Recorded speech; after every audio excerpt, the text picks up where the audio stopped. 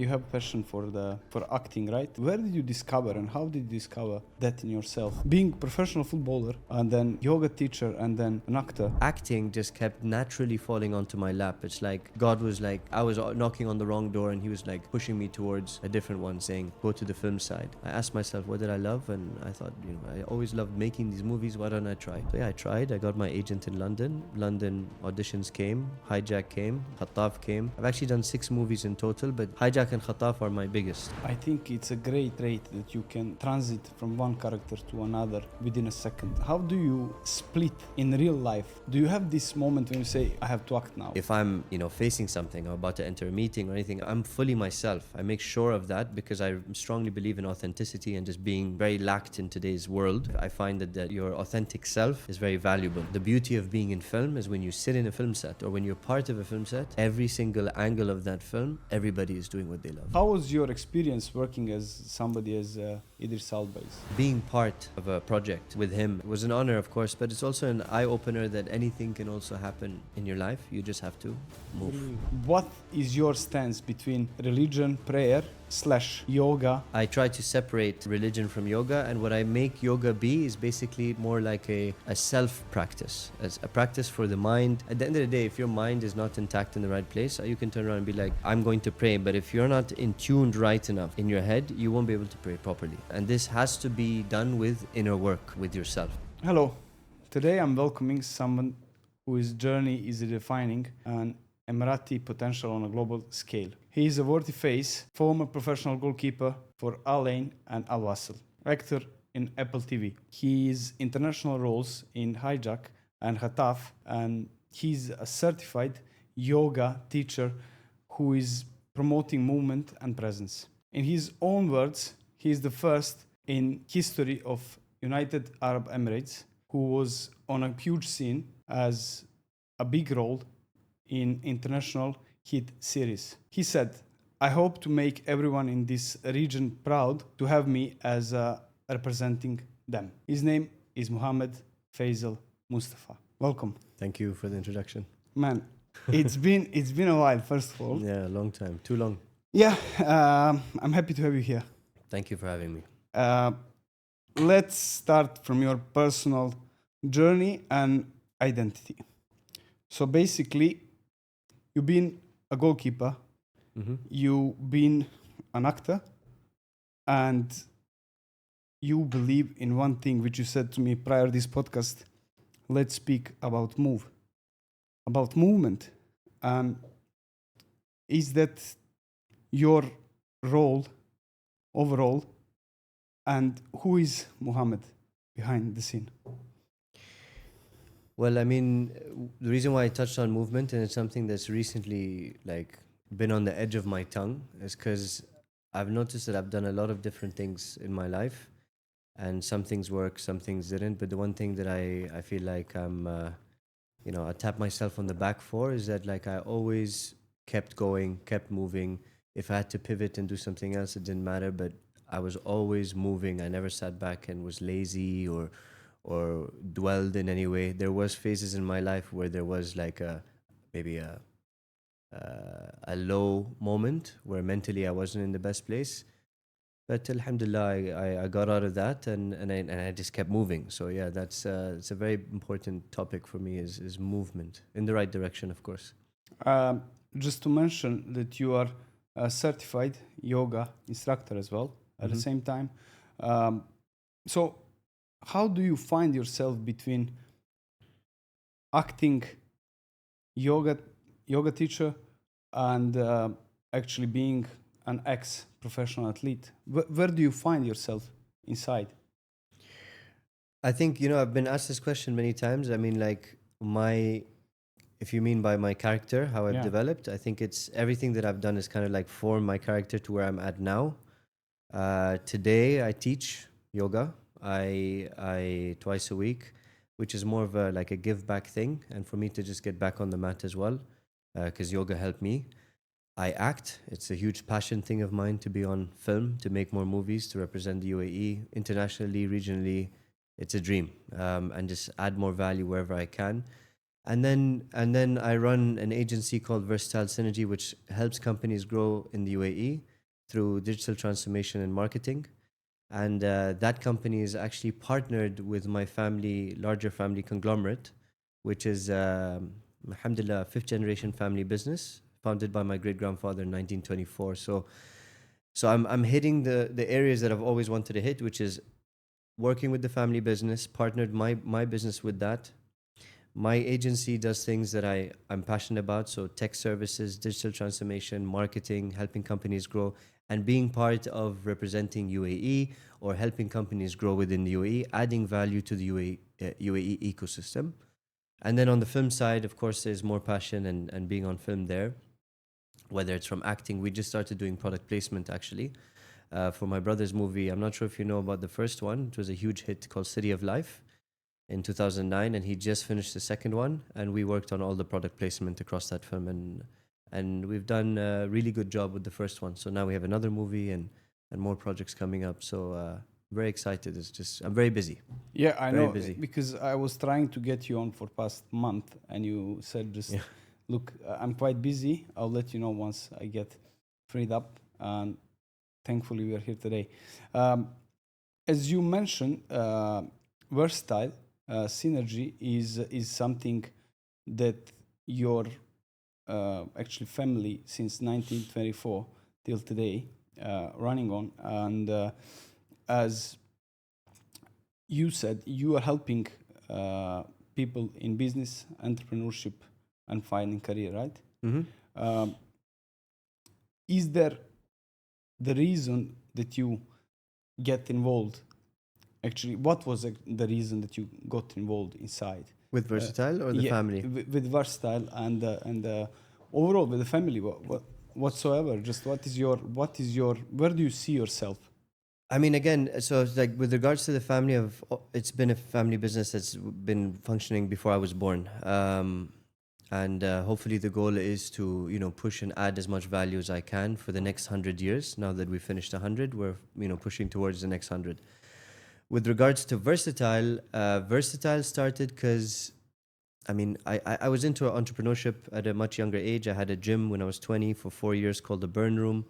And then I did a few other things. And then I worked, what like kind of pivoted me into getting into tech and marketing, etc., which is when I worked in a Scandinavian family office in Mayfair doing private equity VC investments for technology businesses. It was a global media house and an investment firm. So what they did was, instead of investing money, they would invest their resources and get equity, collaborative joint ventures, whatever it is. So my job was to study tech businesses all over, sometimes in India, in UAE, in different territories in Europe, and figure out how can we help them grow in the markets that we had a huge database in. And as well as that company had a very strong team to help convert that database into acquisition. So from there, I learned a lot about business and investments and technology and marketing, etc. It was like it was a big experience then, and I decided to bring that value home. And when I got home, I applied to government. COVID came, hiring freeze. I couldn't sit on and do nothing. I had to keep moving. So I decided to open Versatile. And Versatile initially started to help high street businesses digitally transform. So basically, Satwa, Karama, Dera, all these high street businesses that don't have they may have a website, but they're not fully functioning and not transformed, and they're not leveraging technology as efficient as they could. So my niche and my target was to do that. And then we once I opened, there's support from different angles, and we worked with bigger family groups in the UAE to startups, to different entities, and I realized that all companies need transformation and marketing throughout any stage. It doesn't have to be a company that's a high street business that's not really leveraging technology. So from there, I went to the family business because I always wanted to be part of the family business. And now maybe I had a reason to work with them, although I did a small internship when I was much younger. I went and I offered them our services, and then we did a internal investment platform for the family. We have like over 300 family members, so whoever wants to use this platform, we share the regional IPOs, investment opportunities, communication, events. Everything is centralized into this application that we made for the family. And from there, they realized that, you know what, this is, you know, aligned with our future mandate as a company to digitally transform and continue pushing towards marketing, because that's something, obviously, it's a no-brainer we'd need. So we partnered, and today we're here as Versatile Synergy, focusing on helping companies grow within the UAE, leveraging our partnerships, whether it's government, and those partnerships could either be business development value or finding them new investment, marketing. So we have partnerships across the board, from ByteDance to the Dubai Chambers to Continuous Ventures. So these are like private and government, and so we created this big muscle of value. Okay, so from the services we provide marketing and technology. Then we have our partnerships that we can work with. And then we have also the larger ecosystem, which is our family group, as well as my own personal network and also team that we can leverage strategy and implement these for companies to grow. So we've really, like, you know, put this really nice, you know, flavor together for companies to, of all levels really, to grow. And it's not that we accept anyone and everybody. It's all dependent on our first meeting. And then we're just genuine about, okay, this could work. This could work with the partnerships that we have, the strategies that we can implement, the talents that we can access, because we have access to A-listers. Any A-lister you want from Hollywood, we can collaborate with here in the region. We have regional talent. So we've created this like pool of value for companies to grow, basically, and this is where we've arrived, partnering with the family group. That's great. I mean, as I understand, this is a startup, right? It's an agency, so it's 5 years and a half now. We're a growth agency, and what we're helping startups grow, basically. Yeah, that's what we would do. Makes sense. I think it's a great opportunity nowadays to have something like that here, because people are coming every year. There is more people who are arriving to Dubai and searching for the opportunity. And one thing I'd like to add is that, like, when people come to Dubai, they come to Dubai, they set up a company, and then obviously they would look for strategic partners. And I think partnering with us is not just a value in the sense that our work ethic is quite high. You know, we really care about making, you know, our success grow, because your success is ours. But also we're a local agency. So we're not just any agency that's going to make your website or do your social media management. We're an agency that has access, that has strong partnerships, that has know-how. So we can deliver a different kind of edge and oomph or value for our clients as a local agency. That's great. Look, I want to ask you, as you mentioned, you have passion for acting, right? Where did you discover, and how did you discover that in yourself, that you have this great skill, or what they call when people are prone for acting, like no, artistic angle, yeah. Yeah, how did you discover this in yourself? Because being professional footballer, and then yoga teacher, and then an actor, from where? So it's funny because not many people know this, and I actually said this on my last podcast, which was fully focused on film. The first thing I've ever done in my life was act.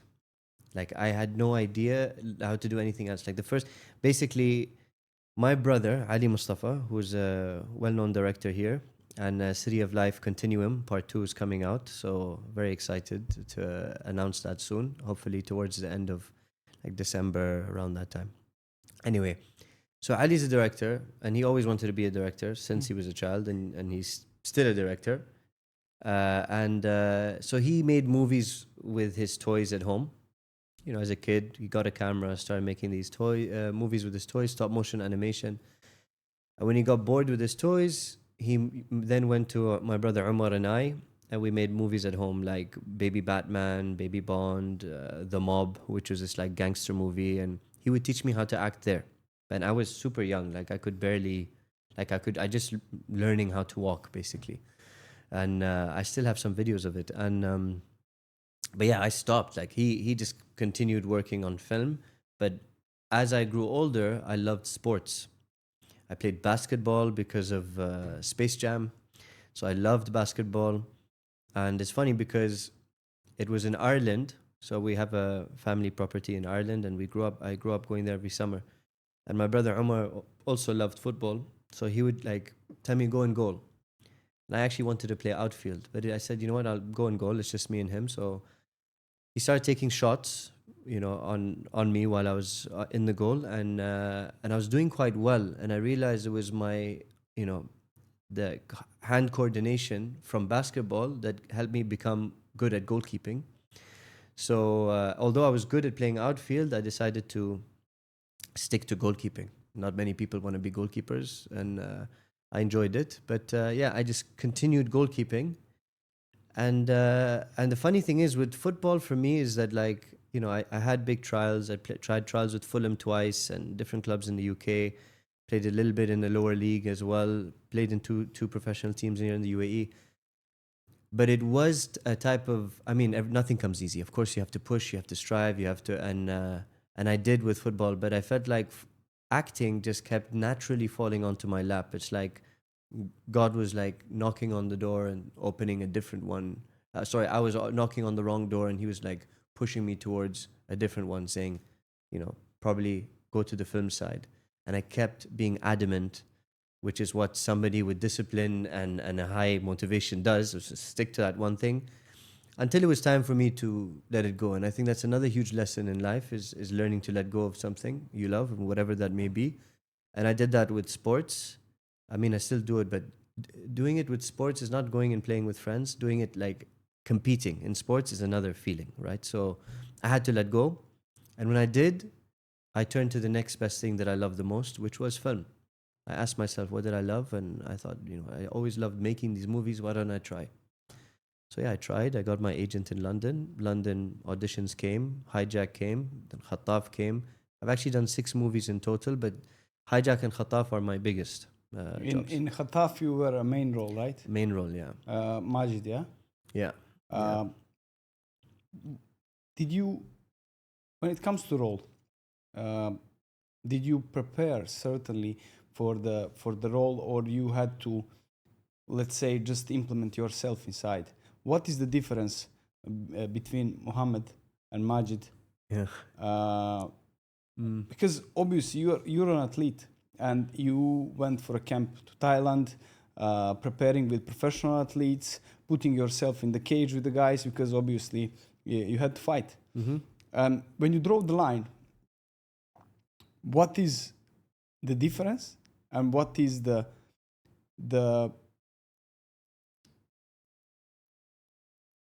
Muhammad as Majid? What do they have In common. in common? Yeah. A lot. And I still feel like I'm Khataf somewhat, because it's a character that's always striving to follow his dream. One thing I can say was there's 2 angles here, right? There's the similarities that we have. So from Khataf as a character and me myself, I'm always moving and pushing towards doing things that I love. Khataf was a dreamer, and Khataf followed his dream of being a world championship fighter, and he strived towards that in the show. So that's our similarities. I'd say as an actor or as an artist, obviously Khataf was a dream because it was a main character, was fighting. I did all my own stunts. The team were amazing. Thailand shooting in Abu Dhabi, representing UAE cinema. It was a dream. But I can say on the artistic side, I also learned a lot, and I feel like I grew in my craft quite a lot, because I'm not doing Hijack where I'm in 2 episodes, or I've done other movies where I had like smaller roles and then decent sized roles. This is a main character carrying 15 episodes in 2 countries, and it's a completely different dynamic.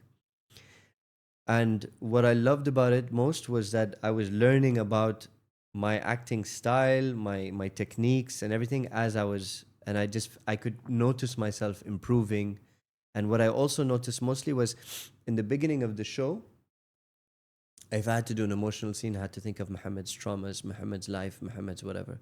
But as I was going through the show, because I've done so much of it, I started to learn how to actually be the character. And if I had to do an emotional scene, I'm no longer thinking about Muhammad, I'm thinking about Khataf's story.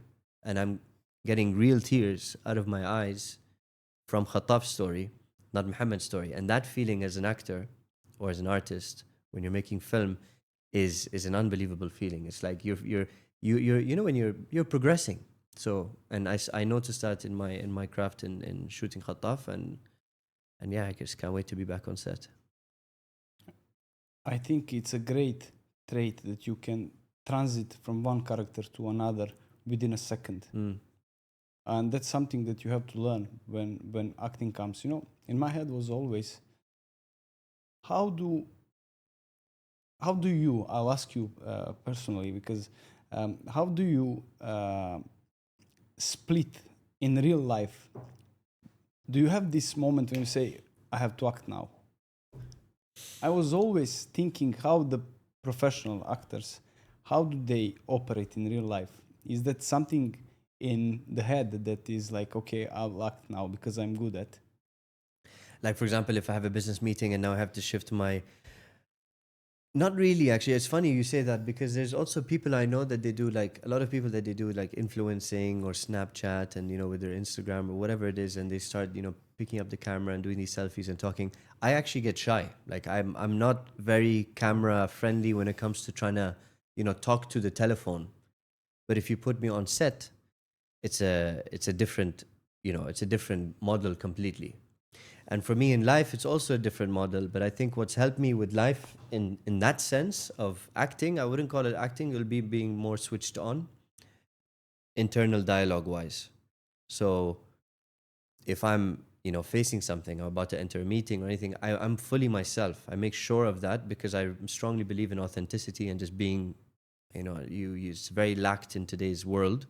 And I find that your authentic self is very valuable. If anything, it's the most unique thing about you. So I try not act that and just be myself and as transparent, as honest as I can be, without acting. But more in the sense of being switched on mentally on, if, for example, something was said back, how do I navigate it? If it triggered me emotionally or in any certain way, how do I control it? And all that helped me with different experiences in my life, including yoga. But yeah, I'd say it's more being switched on than acting in real life for me. Yeah. To be honest, I asked myself several times, how do they actually navigate through life when they are acting all their life? And then when you are in a moment, how you actually split this second of being real and actually acting? I mean, I haven't yet had the luxury to experience what they've experienced, because the guys you're talking about probably make movies every couple of months. I make one once a year, once every 2 years, and sometimes longer. But the goal is to obviously make that snowball effect of creating more films, more consistent. But then with the agency of Versatile, and that's why also, it's not the only reason why, it was a business value as well, and it's just making me work on film as well, is I got into product placement. So like I can still be part of the film. So actually City of Life Continuum, when it comes out, my City name... of Life is the movie in Brazil, right? That's City of God. City of God. Okay. City of God. Because no, I'm trying to No, recall, City of God. and It's an amazing movie. Yes. No, it's a very good movie, that one. But no, it's City of Life. City of Life is the first Emirati feature film. In 2009, it was released, and it's my brother's movie. All right, he didn't just direct it. It's his baby basically. Mm-hmm.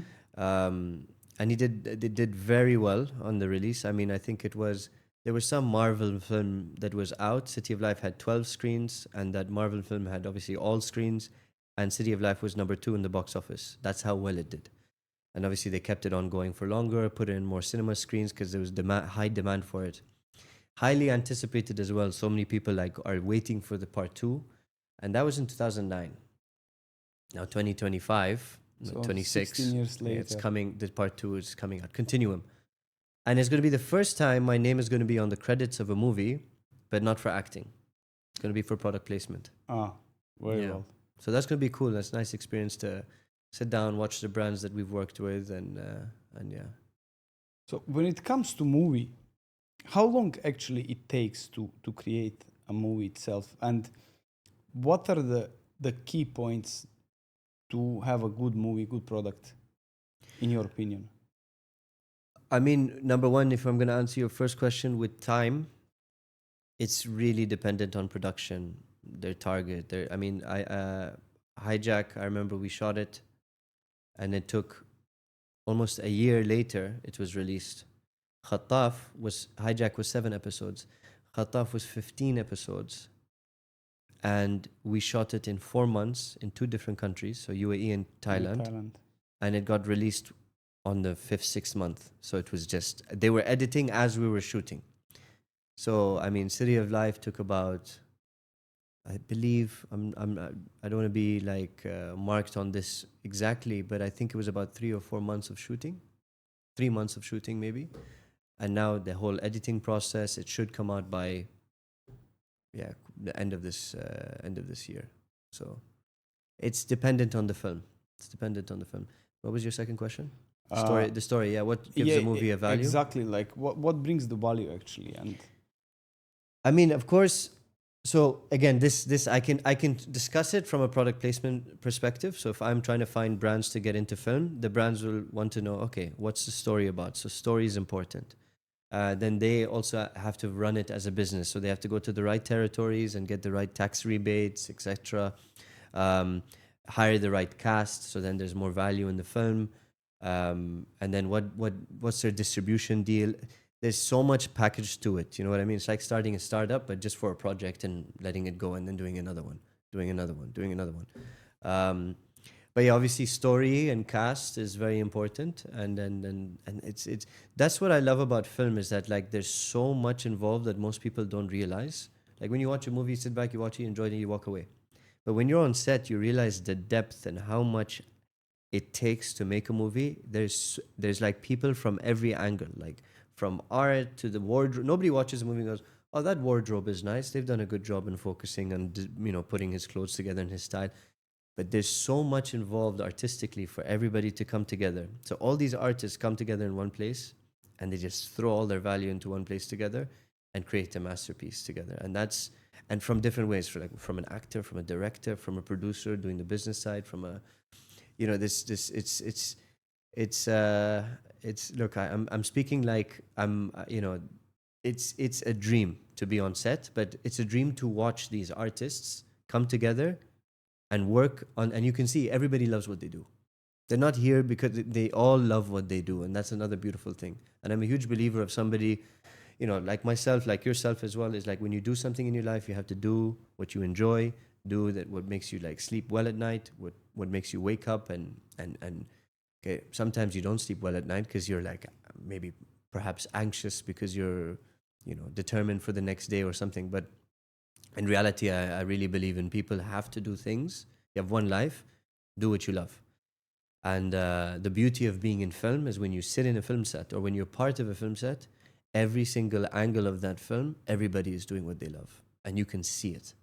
You can see, and it's beautiful. Like, and you feel it yourself because you're loving it as an actor.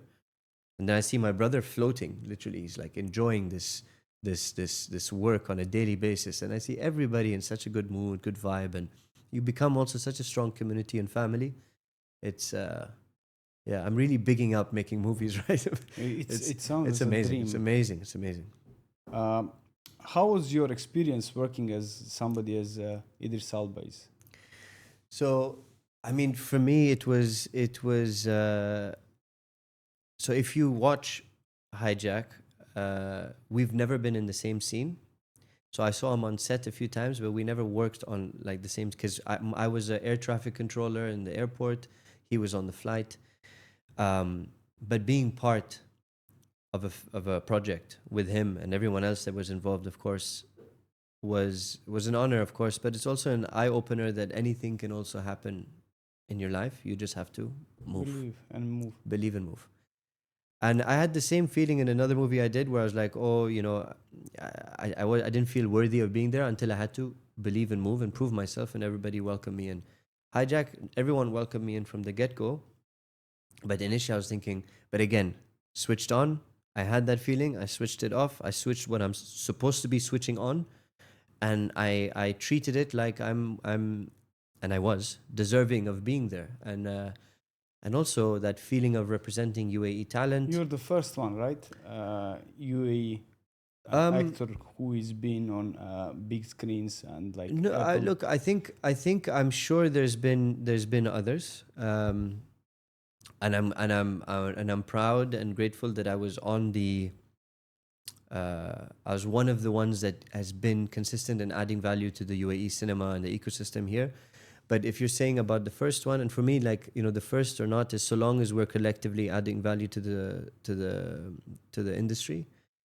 But as an Emirati or Middle Eastern, when I say Khaliji, maybe like Gulf, to be on the number one Apple TV show in the world, I believe so. I believe so. But again, for me, it's not about being the first or not the first. It's like if tomorrow somebody goes and there's another Emirati that's on the number one Apple TV show, I'm so happy, because then, I think everything is kind of like it's like a domino effect. So, and I'm not saying it's going to be because of me, but my goal is to influence as many people to do the things that they love to do in life, and work towards it. And as I continue to do it for myself. So I'm sure if somebody watched an Emirati go and get onto Hijack and work with Idris, Elba, etc., then somebody must have believed and then gone and applied. And if they did that, then I sit back and be like, then we're on the right track. Because it's not about me, it's about all of us doing this together.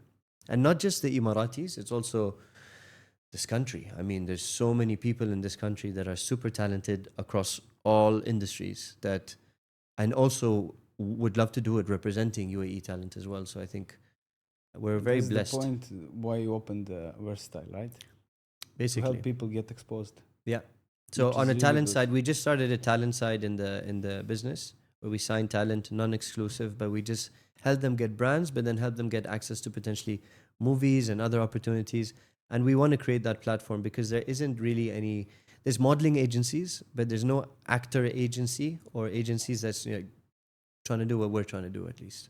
But what is, I have to come back with the question, because we are moving very fast toward the future with artificial intelligence, man. Yeah. They can create movies now just with the prompts. Mm-hmm. What is your stance on that? I mean, like, in one hand, I'm happy that we have this tool as artificial intelligence is, but on another hand, I'm not really happy because many people cannot keep up with the pace, and they're losing jobs, unfortunately. I mean, this is the same in the past, and it's like a catalyst now when it comes to terms of artificial intelligence.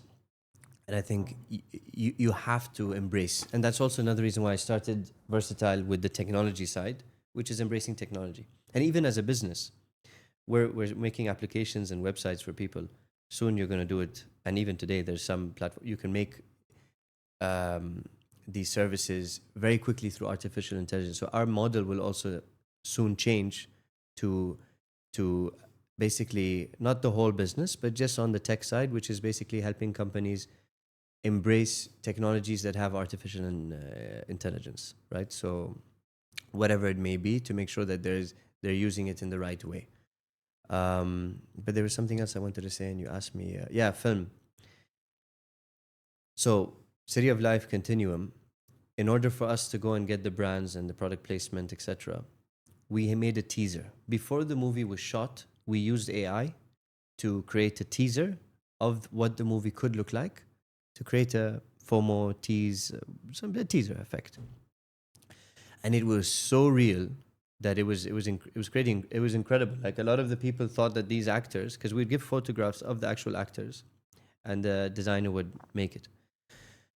And it was so real that they were in shock. But I think for now, at least, I think the industry, if you use it in the right way, because look, what happens is when technology comes, there's it creates new jobs, right? We have to be more creative with our jobs.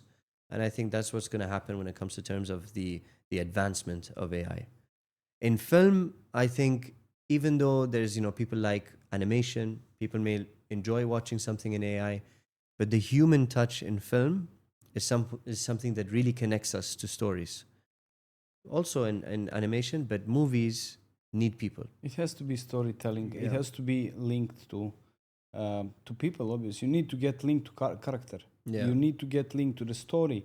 I think this is the number one component of a good movie. How can I relate to main character? So what is the story behind? Especially if that's a real story behind the character. You just get like, from my perspective, I would get very anchored to the character. And if you knew you were watching it, you would still probably feel it. I mean, some people get emotional to animation because the story is so it's done so powerful. Exactly. But I still think that if you watched a movie and it was done in AI, and if you watched a movie and it was done in with a human acting in it, there would be more depth with you watching the one in as a human actor rather than the AI. But again, it is a question mark, and it's interesting to see where the future is going to go. I can't raise my hand and say I know. Same here. That's the reason I asked you. Yeah. Let's talk about actually movement, yoga. I believe that people are prone to have certain, I would say, newbie disease, as they have problem with attention, they have problem with the focus, and I think because when I was in Formula One with Nikita, as a part of preparation, Nikita is very close to Sadhguru, and then Sadhguru sent one of his students to spend with us 3 weeks camp here. Mm. And the power that I felt that I could be more focused when I was doing yoga plus meditation afternoon. Mm. And I think that people actually, they have false beliefs about yoga and meditation. And if we can break down those beliefs here, will be great. I think we could potentially help many people if you say from your lens and your perspective. I mean, the positive thing, and I can tell you, is that the UAE is, again, alhamdulillah, headed in the right direction. That we've created, there's now from a governmental level, a UAE yoga committee, which is something fairly new. The president is Ahmed Musabbah. And I've been in touch with him often about, what their activities are, what their plans are with the UAE. And they basically want to create as much value in the health and wellness space, and realize that yoga is a practice that's very beneficial, and that needs to have a spotlight on, or at least an entity that's focused on it. And I'm glad that they're doing that, because I became a teacher to, number one, give back, but also to change the conversation around yoga. That it's not just for women; it's also for men. It's not a religion. It's very beneficial for the health, and it's actually can be also quite a workout, by the way. Like, it doesn't just have to be spiritual and breathing and stretching. It's, every time you tell someone come to your yoga practice, they think, yeah, but I'm not flexible enough. Man, I was sore for days after kriyas that I was doing, and especially if you are coming from background where I'm coming from, weightlifting, all these things in the gym, running, and you jump into yoga class. Trust me. I teach. sore. I'm actually teaching tomorrow morning, 7 a.m. If you want to join, you're welcome. And I actually noticed there's some guys come to class and they do all these, like, competitions, and they're in the gym all the time, and when they're finding the yoga very difficult. So anyway, for me, it's not just about that. I mean, everyone has their journey, right? And that's actually, I call my class the journey flow. That's what I love about yoga. Yoga is not about competing with the person next to you or on the other side. It's you and your mat. And this is what got me into yoga, because I was constantly in life focusing about, my right shoulder, playing sports, competing, and then other things in life that I wasn't necessarily very aware of, until yoga kind of like opened up my lens, or changed my lens, let's say. And that whole aspect of it being you and your own mat really got me thinking. And then I started going to practices, and then there was poetry, and there was like Adele O'Hurley, which is my brother's wife. She reads poems at the end of her classes. She's a yoga teacher, and from there I realized like all these, it really like fine tuned me mentally, not just movement wise, like physically. And that's what I loved about it most, that like it really opened up a different avenue of train of thought for me, the way I used to be. Like it changed my internal dialogue, the way I saw things, the way I thought of things, the way I approached things. Um, so yeah, I started teaching my own class. I actually write my own poetry now in my classes because of her classes being poetry. I used to write music when I was much younger, and I decided to write my own poems. And I'm actually in the process of making a coffee table book of poems called Your Journey's Flow. But anyway, long story short, it's an amazing practice, and the government now are shining a spotlight on the practice for a positive reason, and I think we're in the right direction, basically. I'm happy to hear that, and I just want to come back to your question and invitation to come for your yoga class. I need to prepare for that 100%. You're gonna say I'm not flexible enough. Actually, I'm not. And neither am I. I remember I was suffering every morning, but the things that I actually enjoyed most is meditation itself. I like the monks. I just noticed. Thank you. But I would like to just align because I think yoga meditation is not actually it's a religious thing with the if you go to yogis to India and all this stuff, they move toward yoga because of the religion and the thing which actually Asia provides as on its own. But what is your stance between religion, prayer / yoga, meditation? Because I think effect is quite the same on the brain itself. For me, I think I don't connect the two, because my religion is one thing and yoga is a different thing for me. And again, you're right in saying that, because when I did my yoga teacher training, we went and we studied Buddhism, we studied the art of teaching, we studied philosophy of yoga. So there was an aspect to that, but you can make it your own, and it doesn't have to be a religious thing. It can be just a it could be a. No, I'm just saying about effects. I'm not saying that you look at this as a religious thing, as effect on a brain, because meditation is very tight or close tied to a prayer. Yeah, I mean, one thing I can say, which is I found some similarities, like there's, for example, umming. You know, when you go and they do that, it's a energy. Yeah, positive sound, right?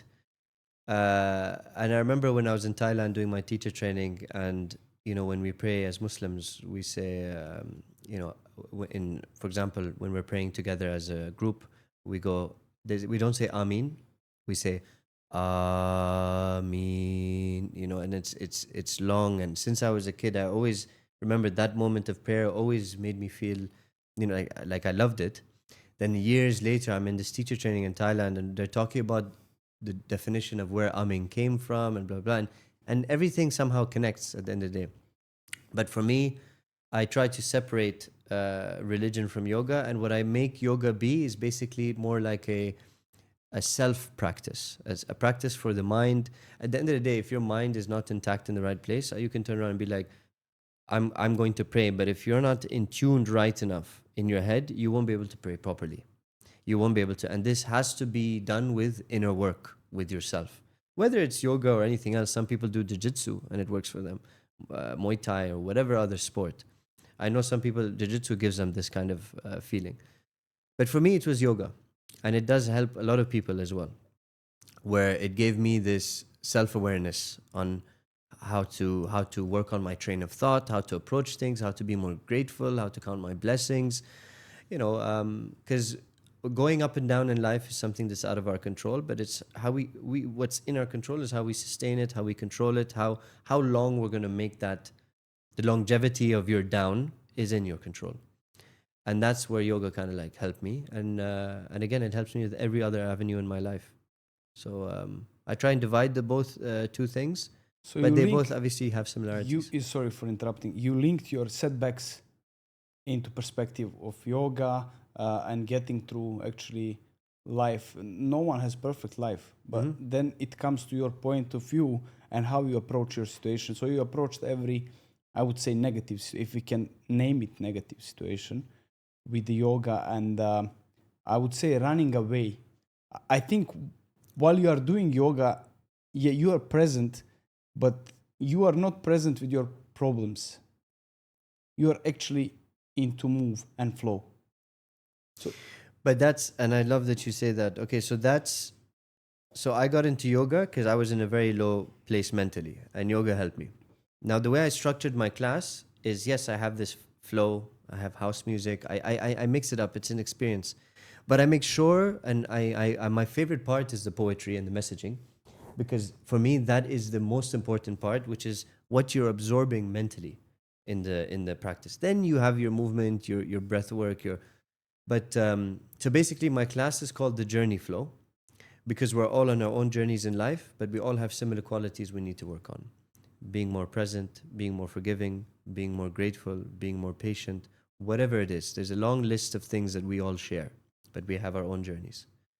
So whenever somebody comes to our class, like the Journey Flow class, everybody has their own issues, but they come and they show up on their mat for themselves. That's a start. Two, I give a theme on a topic. So let's say tomorrow is going to be on gratefulness or forgiveness. And then I start doing a guided meditation in the start. So you close your eyes, you get in the mood. You don't have to close your eyes, but you just get present on the topic and you absorb that message. And obviously, naturally, as a human being, when you're absorbing a certain topic, say forgiveness, you're going to initiate or flag certain things that's going on in your life that you need to let go of or forgive or whatever it is, whether it's yourself or other things. So from there, we stop the guided meditation, the Shavasana music stops, and then I put house music. Like really fun, great Shazam all over the world, great house music. And then it's fun, it's upbeat, it's a lot of core, it's a lot of movement. It's not in a hot room, but I turn the AC off, and it gets like a workout, like a boot camp kind of, with breathing and movement. And then at the end, we're back in, and then we do cool down, and then we're in Shavasana. Lights turn off, then you get your poem. So it's a guided meditation, then a poem, or two poems. Sometimes I mix it up. But for me, the messaging of the poetry and the things that we share is so important because your mind is the most important muscle in your body. Forget everything else. In order for everything else to grow, this has to be on point. Aligned. So that's why I make it so important in my classes to focus on that, but then also make it fun and movement and house music and etc. But I love that poetry part because that was the part that made me arrive where I am today.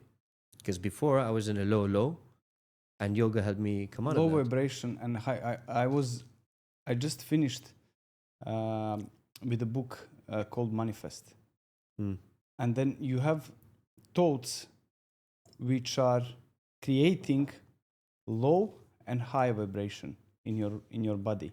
For instance, if I'm jealous of Muhammad now, I'll create low vibration in my body and will produce low energy, as you said, and this stuff, which producing high vibrations. But if I'm grateful, if I'm generous, if I'm thankful, if I'm open for giving love, I create high vibration. And that's something that is written in the book Manifest. I'm glad you touched on this point actually about the book, because actually again it was my journey to getting to yoga and everything kind of like comes together in the end. But before that, I remember I stopped football for a few years, and that's when I signed with Al Ain first team. Everyone's like, you haven't played for 4 years. I was just living in London, studying, working. I decided I want to play football again. They're like, you're not going to go play football again. There's no way. Like, that doesn't happen. You don't stop at 20 and then... Anyway, I proved it to myself. It didn't last long. I had 3 head fractures, etc. But that's another story. But I basically remember, and I'm not a huge fan. I was in the beginning until he kind of like switched up. Conor McGregor. Mm. We grew up in Ireland, so I started supporting the Irish fighter, and then in the beginning he was like He was a cool guy at the he was a beginning. cool guy. To be honest, I was following very him and I inspirational. unfollowed because like Me too. Very inspirational, and then unfortunately, for me the most important thing is when like alhamdulillah, we say in Arabic khair, which is like um, you know we've seen the goodness of life. We've seen people have money, people not. We've seen money around us in this city. So for me, is when somebody starts to become successful. For me, I get more inspired is when their feet remain on the ground rather than becoming. very hard. Anyway, long story short, Conor McGregor in his documentary read a book called "The Key to Living the Law of Attraction," and that book helped me sign my first professional contract because I literally slept. I had the football on. I talked about football. Everything was football, football, football. And he said it in an interview. He said, if you can see it in your mind, and if you can speak it, I don't know if you saw that one. Yes. Yeah. So But this is actually manifest. This is how you attract law of attraction, manifestation, all this positive state that once you believe in something, but you have to believing is not just sitting on a chair and saying, "Oh, I want to be a president one day." Yeah, but what are the steps that you need to actually put in work to get there? mhm. And that's why 99.9% of the people fail if they place something high to achieve, because they don't really believe that much in case. But that's, I mean, you said the word and you hit it on the nail when you said it, fail. And I've noticed this with different people that I speak to. I'm very happy that I was in this position, and I'm not trying to brag about it, but I was never afraid to fail. That's one thing that I could say I'm proud about myself, is like I was never afraid to fail. And when I see people, the level of fear that they have to fail keeps them stagnant into one place. And it's sad because it's like, if you just try, no matter what the outcome is, that movement will deliver something so efficient for you, whether it be that, because look, you have your plans and God has others. But so long as you keep moving, God's plans will come out in the best way. But if you don't, they will stay, and you'll just be talking, and you'll become a dweller, and then depression comes open, and then you're just in a spiral in the wrong place. So don't fear failing, basically. That's True. something that's important. That's something that I said on a previous podcast. The thing is next. I'll repeat this because it's very powerful. Having God in your boat, that doesn't mean that you will not get through the storm. But it clearly means that this storm won't affect you and your boat won't sink. Very powerful, man. Very powerful. And this is the faith. And that's something that I see in you. Obviously, I know you for quite long. And I see that you are a free guy. Like when you see somebody, how he lives a life, how he moves through life. It's a freedom, and this is something what is opposite of being scared. I agree. And being, as you said, an actor, and being the guy who is writing poetry, being a footballer, being a yogi, it's just like, I don't know many people from Emirates that actually are into yoga, into local people. I'm talking about very narrow niche of people. They've been in sport, and then, as you said, an actor. And this is, it's just, I think, the freedom in your head. I mean, yeah, because you mentioned God, and I feel like, of course, you constantly have to work on growing your faith and connection. And something like I have to touch on is with what's going on in the world today. The level of faith that some people have is something that we should all learn from. And when I say some people, I'm talking about the people of Palestine and what's going on in the world right now. And because you said it to me, and it hit me thinking, yes, maybe there's a connection, but if I don't know if I was ever in those shoes, how I could turn around and say Alhamdulillah and still be strong with my faith and still, I don't know if I could. But I you know could be, why? Because they but- believe that somebody will come and help. Mm, They believe that somebody will come and help. yeah. And other thing which I want to put the lights on, that there is no justice in the world. Mm, And I truly believe mm, that there is no justice. And you shouldn't put any expectation of having belief in justice. There is no justice. yeah. There is your point of view, and yeah. and you have to, obviously sometimes you need to step back and see the table from a broader picture, and then say, okay, this is my conclusion. But as you said, like, we are living in very fragile environment. As you can see, the war can bounce anywhere, I would say, in a matter of hours. It's just crazy with media, social media. I mean, and how things are being normalized. That sometimes I sometimes see things and then move past it and think, did I just see something like that and pretend that was normal and okay? Just scroll past it. And it's scary to think that we've become in tuned through media and social media that these things become normalized. But- and I just pray to God that things start to move towards the better, because I mean, where it is now, it's scary. May I ask you something? You don't need to answer if you don't feel. Do you think being silent is a crime as well? Yeah, I do. I mean, there's any form that you can use to at least do something. I mean, I'm not telling you can do, whether it's posting on a story or going and finding a charity, but just doing absolutely nothing and staying silent is something that I can't do, really. So it's I mean, the topic has come up now because you've brought God in, and it triggered something within me. But I really pray every day that things get better, because everybody in the world deserves to live a good life in 2025. At this day and age, we're seeing a second Holocaust, basically. So I mean, I pray to God that everything moves into the right direction, and that's all we can do is pray and use our voice and do what we can, at least. But thanks for speaking about it.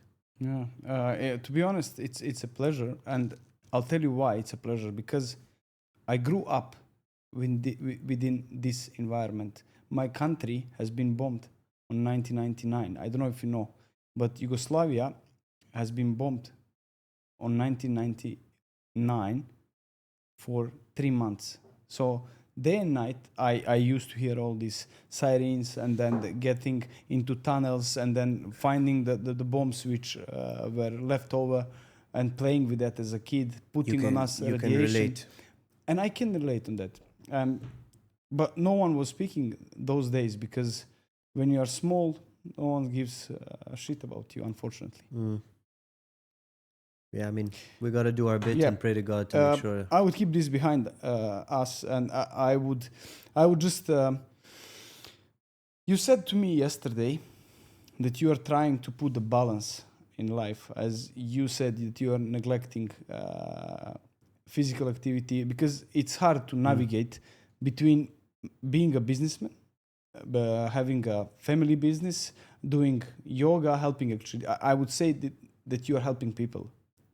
And then They're helping me. Them coming to the class and allowing me to be there is helping me too. So it's yeah, like but I will win-win. put the headlights on you, and then keeping the time for yourself. As you said prior to this podcast to me, you said I'm training only once with my coach Jeremy. Legend, yeah, leg day. Yeah, and then you said I wish I can get back to actually having a good. I mean, you have a great body, but like your standard for good is not as somebody else, you know. Yeah, I mean, I think now I've hit 34, so I was always super athletic, and I feel like now at this age I need to do 10 times more than what I used to. So I still train, And recently I traveled to Croatia for one of my brother's best friend's weddings. And prior to that, I had a good schedule. Then I went on holiday, came back, and then obviously I went back into work.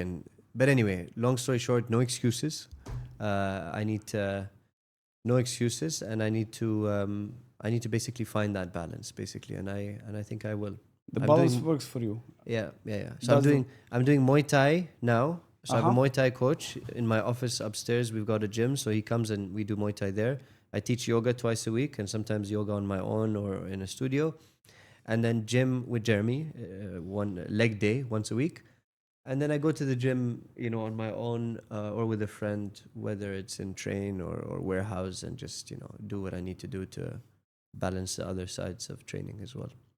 I wish you all the best, to be honest, in this Thank journey. you. So I have a last question for you. When all the roles are gone, no acting, no entrepreneurship, no public image, who is Mohammed at his core?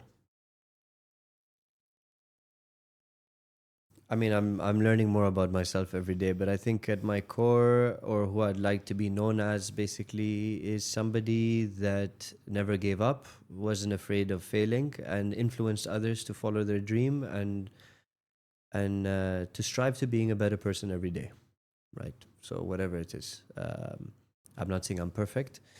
I have my ups and downs, but I think I'm definitely working on being I on my downs, on my flaws. I know my imperfections, and I know I cannot be perfect also. But I work towards that every day. It's an everyday practice. Like you go to yoga, you go to the gym. I'm doing khataf every day, and I'm improving my acting.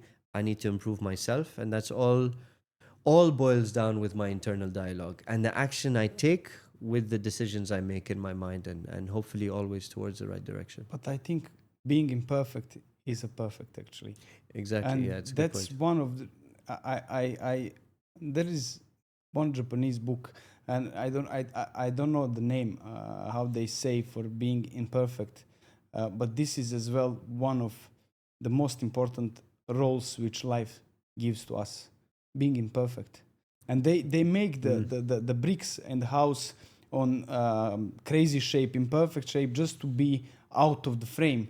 Because I just want to touch something which is really sad, that if you see the girls nowadays, they are all the same, and they have a standard. Like, I don't want to insult anyone, and I hope I'm not insulting, but if you see what is the standard for beauty, is having a big lips, breast, what's that, I mean, like, Yeah, that's I think maybe that could boil down, and we don't want to generalize to many I people, don't but want, like I just like, again, social media influence, people wanting things that think that they need because they want to be like others, and again, that's why the beauty of yoga, of you and your own mat, and not trying to be like others. Your authentic self, which is what I said earlier, is the most beautiful thing about you. And I just think I hope that some more and more people realize that and don't have that need to change themselves or do whatever they need to do to either be like others or to prove themselves as something that they aren't. yeah. Yeah. Well, thank you so much for Thank being you. here today. It's a pleasure, man. Thank you, man.